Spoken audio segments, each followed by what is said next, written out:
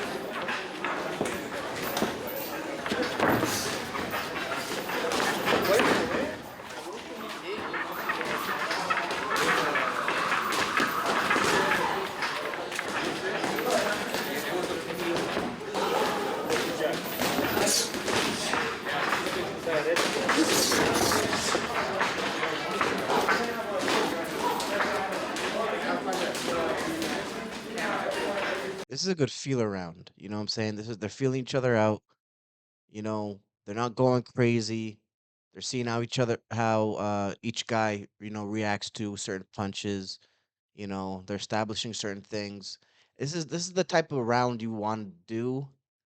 Um, Mainly the first one. You don't want to go out there going crazy and try to take off the dude's head. One, you're gonna gas out unless you have crazy stamina. And two, you're laying all your cards down right then and there in the first round. So I like what they're doing so far. This is good work. You know what I'm saying? Again, and this is just sparring, so this is just training. This is not actual fight.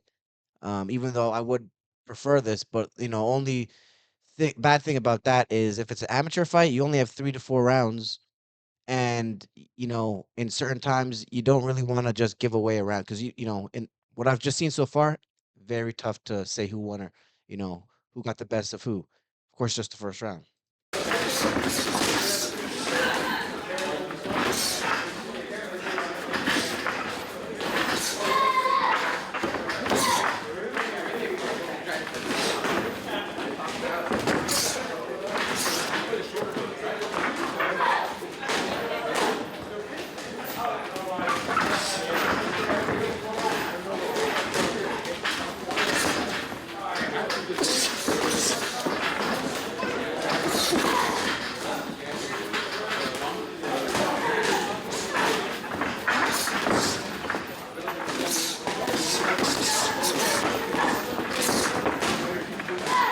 That was a great exchange from both dudes. This dude came through with a couple shots, and the guy in the blue came right back, with a nice straight. So that's great work.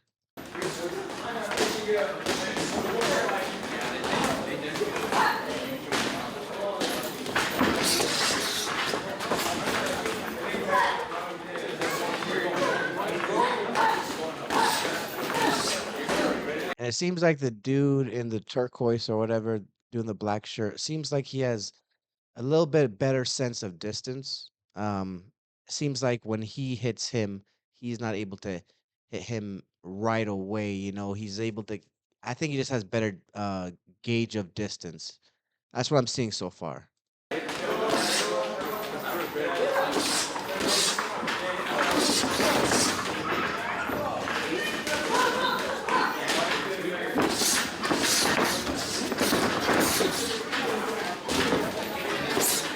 And that's exactly what you should do. As soon as you get on the back of the ropes or the corner, grab him up. Grab him up and see exactly what he did. He spun him. Now he's on the back, now his back is on the ropes. That's exactly what you want to do. Don't worry about what people are going to say. No. Grab him, turn around. There's no sense in you staying on the ropes trying to dot. No, it's too dangerous. You know what I'm saying? It's too dangerous. So I like what he just did there.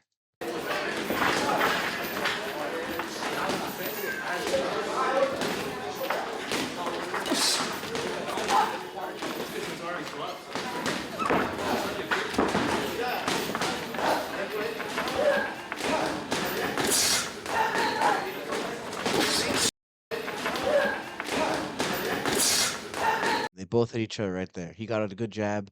I believe he jabbed him as well. That was these guys are good. These guys are high boxing IQ. That's what I'm seeing right now. This is crazy. These guys are 125 and 130 pounds. I would not have guessed that. These guys look a lot bigger. You're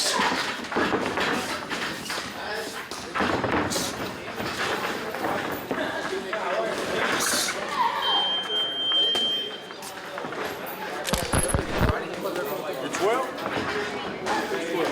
Again. ¿Cuántos tiene? How old are you? 13? ¿Tan grande edad?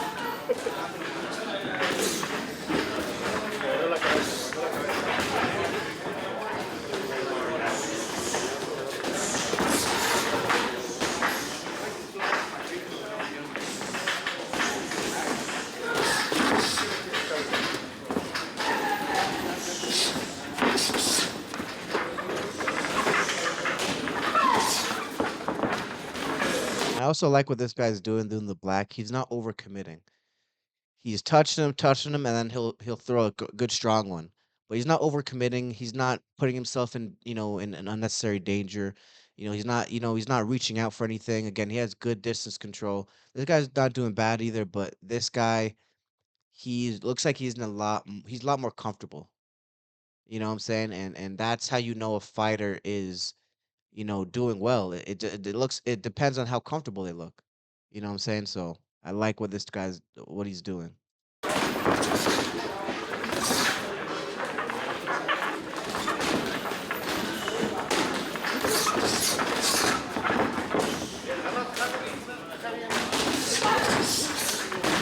Come on. Great, right? That was great. Hits him, hits him, gets right out of range. Gets right out of range. See, you can predict certain punches. You can predict what they're gonna do. He just hit him in the body. He's really close to him. So what do you think the guy's gonna do? He's real close. He's probably not gonna have too much torque on a punch if he's trying to get on the in the head. You know what I'm saying? He's probably gonna go to your body. And he predicted it and he got out the way. Beautiful.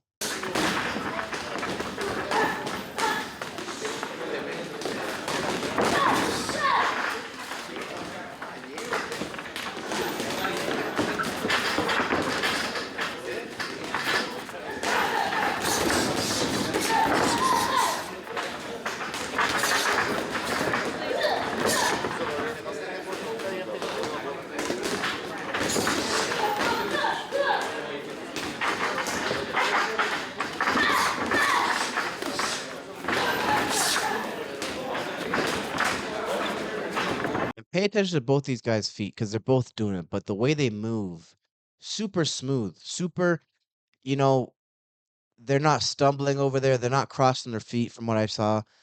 Super smooth the way they're moving. They're skipping. That's what you want to do in the ring. You want to almost skip. You know what I'm saying? It's just seamless.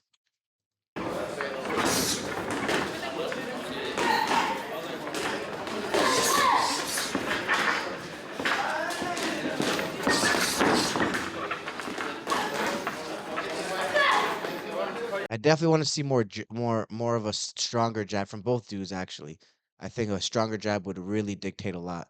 Because that's you know I would say the guy in the black is doing just a step better.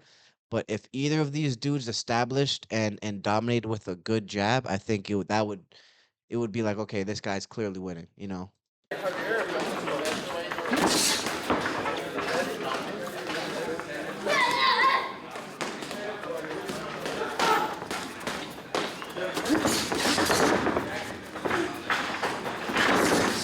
And as soon as he was on the back of the ropes, he moved out. That's good. That's exactly. You never want to be on the back of the ropes. You're not Floyd Mayweather. You're not like it's just too risky. And if you're not fast enough to move on the ropes, you're going to get caught. It's inevitable. You're not gonna beat the dude on the other side. So as soon as you're on the ropes, circle out. There's only one dude in there. It's not impossible to do. Grab him, spin him, or again use your footwork and circle right back out.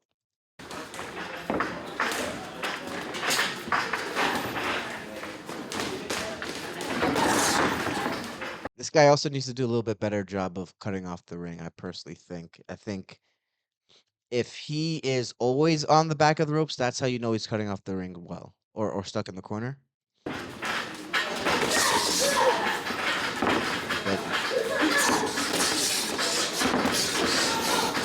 mm, he's got to keep his hands closer to his face because he landed some good shots. He landed better shots, but if he were to, you know, what I'm saying, if he were to really load up, it wouldn't have been good for him.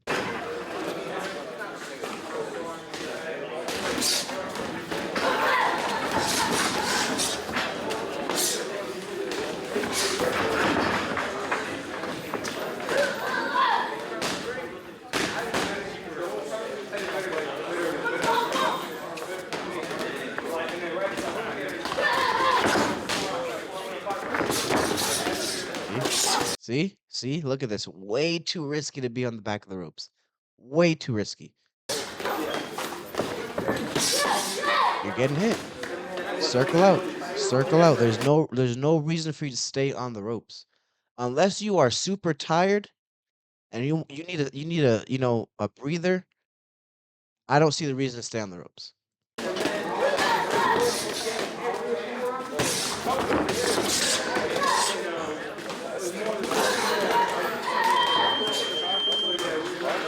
See, and because of that just 10 to 15 seconds, the amount of punches he just landed, I got to give it to him.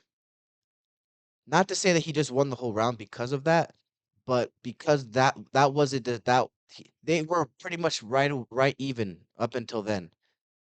You know what I'm saying? So it's too dangerous to get on the back of the ropes. Just don't be there if you can. And again, it's one dude. You're not fighting three guys.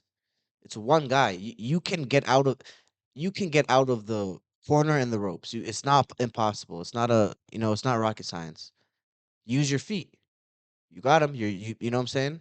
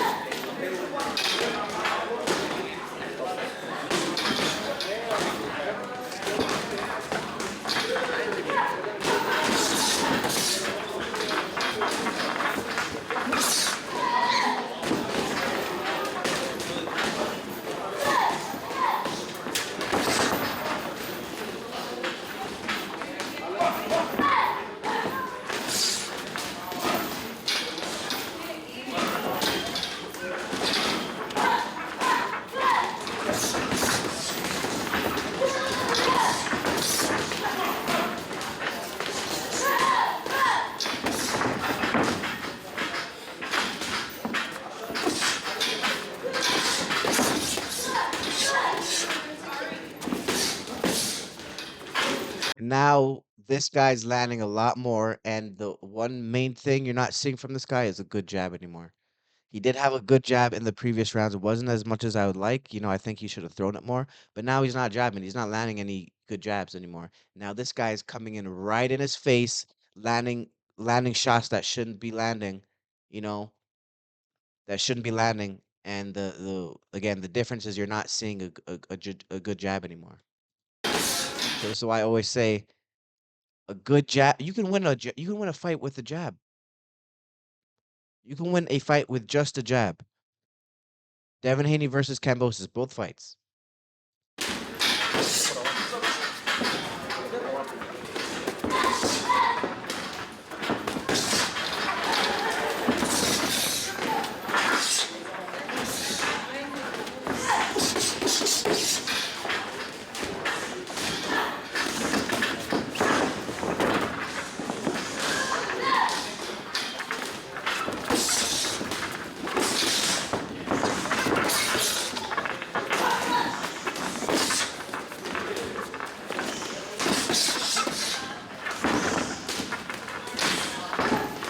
See, and when you're in those close range exchanges, speed and timing is going to be the one that has the better speed or timing. That's going to be the guy that's going to be getting the better of the exchanges. And in this case, it was this dude, the guy in the black.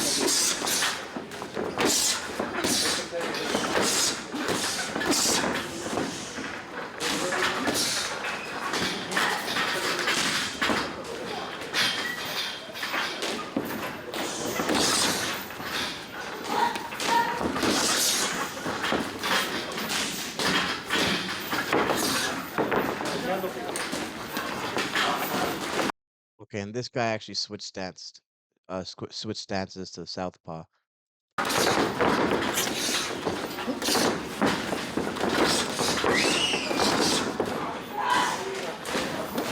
I don't know why he switched because as soon as he switched, he got into the corner and he started getting tagged. I have no idea why he switched.